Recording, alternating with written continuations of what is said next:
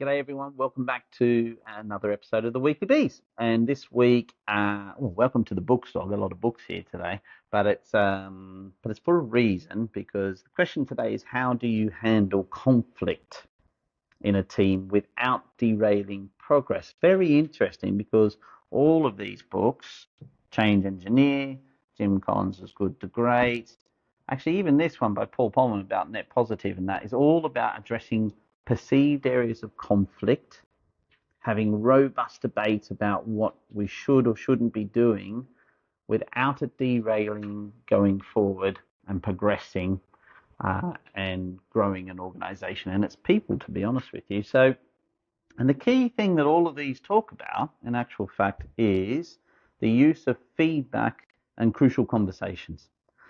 And to be honest, most organizations, most people are pretty hopeless at it. Because giving feedback is normally you're giving someone feedback that maybe is not necessarily positive feedback. And so therefore, most organizations, the only feedback they give is just good feedback. It's what I call good news managers. Everyone can be a great good news manager, but actually what makes an organization go forward and progress is actually getting real-time feedback about what worked well and even better if. And they're the two types of things that these books all talk about, is looking at the action or the behavior, and really describing that and then pointing that out and saying what could be even better if.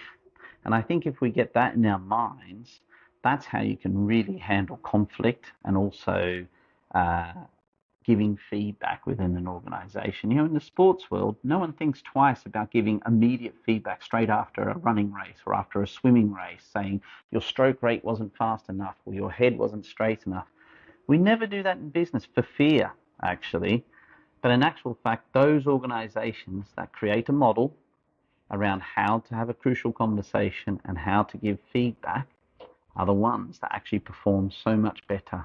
And actually, a lot of people prefer getting the feedback to understand how they could do things better. So what I would recommend is try and get some of these books, have a look at them, have a read. There's some models in there which are very easy for you to understand, and that's how you can handle some conflict and have some crucial conversations. So get practicing. Let me know how it goes. See you next week on the Weekly Bees.